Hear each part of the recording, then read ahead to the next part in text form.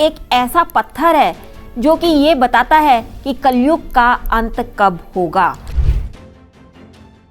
बालक रूप में आज तक कभी भी किसी ने भगवान गणेश या बालक गणेश जी के दर्शन नहीं किए। कि जिस दिन ये पत्थर गुफा की ऊपरी सतह से टकरा जाएगा उस दिन कलयुग का अंत हो जाएगा। और ये स्थान आज भी ये कई चमत्कारों से लिप्त ये गुफा हम सभी को अपनी ओर आकर्षित करती है। नमस्कार, D5 चैनल हिंदी के प्रोग्राम धर्म धरोहर संस्कृति में आप सभी दर्शकों का स्वागत है। इस प्रोग्राम में हम आपको लगातार पिछले कुछ दिनों से सनातन धर्म के बारे में बताते आ रहे हैं, जिनके की साक्ष्य आज भी धरती पर मौजूद हैं। आज इसी श्रृंखला में हम आपको एक ऐसे स्थान के बारे में बताने जा रहे हैं जहां पर भगवान श्री गणेश का सिर, जो कि बालक रूप में था, वो विद्यमान है, शिला के रूप में आज भी विद्यमान है। साथ ही साथ वहां पर एक ऐसा पत्थर है जो कि ये बताता है कि कलयुग का अंत कब होगा। बिल्कुल सही मैम। आज तक हमने जब भी भगवान गणेश जी की कोई भी प्रतिमा का दर्शन किया है तब हमें हाथी के चेहरे वाला ही दिखाई दी, परंतु बालक रूप में आज तक कभी भी किसी ने भगवान गणेश या बालक गणेश जी के दर्शन नहीं किए। तो ये सबसे खास बात है। आपने अभी एक चर्चा की कि कल युग का भी एक पत्थर है, तो आपको ये भी बता दें कि 4 युग हैं, सतयुग, त्रेता युग, द्वापर युग और कलयुग।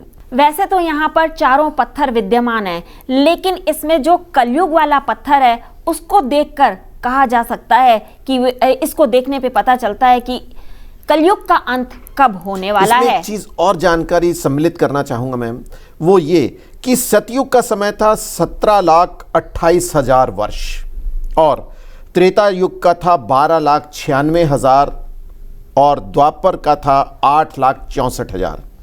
यानी कि हर बार कुछ ना कुछ समय में कमी आती गई और अब कलयुग का समय है 4,32,000।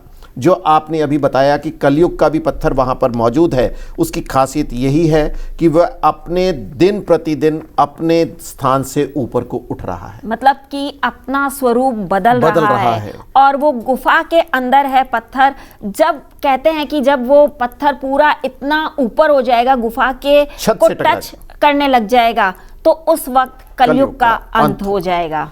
ये स्थान है उत्तराखंड के पिथौरागढ़ के पाताल भुवनेश्वर गुफा में।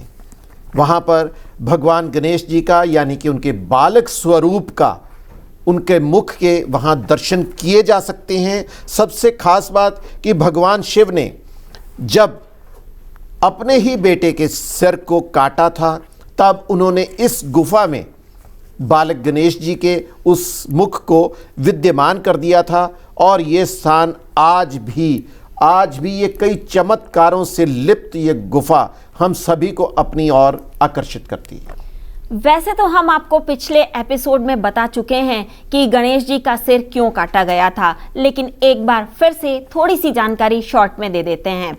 भगवान गणेश जबकि माता पार्वती नहाने गई थी तो उन्होंने कहा था कि पुत्र किसी को भी भीतर जाने मत देना। और जब वो नहाने चली गई तो उसके बाद में शिव जी वहाँ पर आए। भगवान गणेश ने उन्हें अंदर जाने से मना किया। मना करने पर शिव जी नहीं माने। उन्होंने कहा कि तुम कौन हो। इस पर उन्होंने कहा कि मैं माता पार्वती का पुत्र हूँ और उन्होंने मना किया है कि किसी को भी अंदर न जाने दिया जाए। इस पर क्रोधित होकर के शिव जी ने उनका सिर काट दिया। इस सिर काटने के पीछे की जो कथा हमने आपको बताई, वही सिर वहां उस गुफा में आज भी मौजूद है। पातालेश्वर गुफा जो कि उत्तराखंड के पिथौरागढ़ में आज भी विद्यमान है।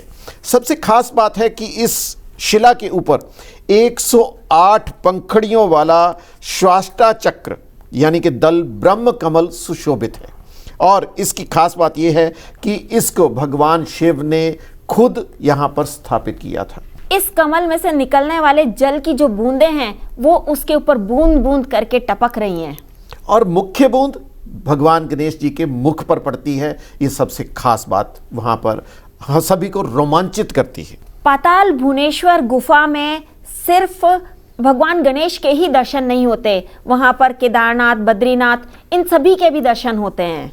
खास बात यह है कि बद्रीनाथ, यम, कुबेर, वरुण, देव, माता, श्री गणेश जी और गरुड़ सभी वहां पर विद्यमान हैं। तक्षक नाग की आकृति भी गुफा में चट्टान के रूप में नजर आती है।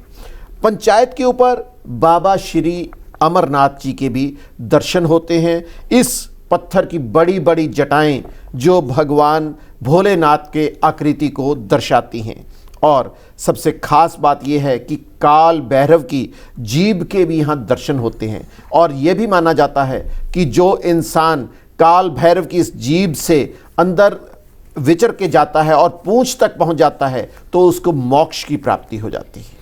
वहां पर जो 4 पत्थर रखे हैं उनके बारे में कहा जाता है कि ये चारों पत्थर चारों युगों के बारे में बताते हैं।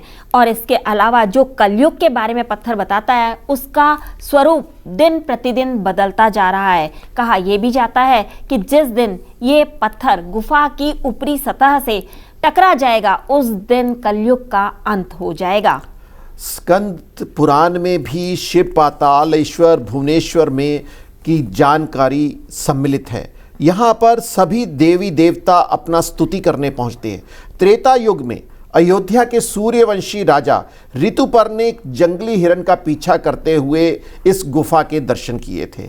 और ये गुफा पहाड़ में 90 फीट तक अंदर बनी हुई है।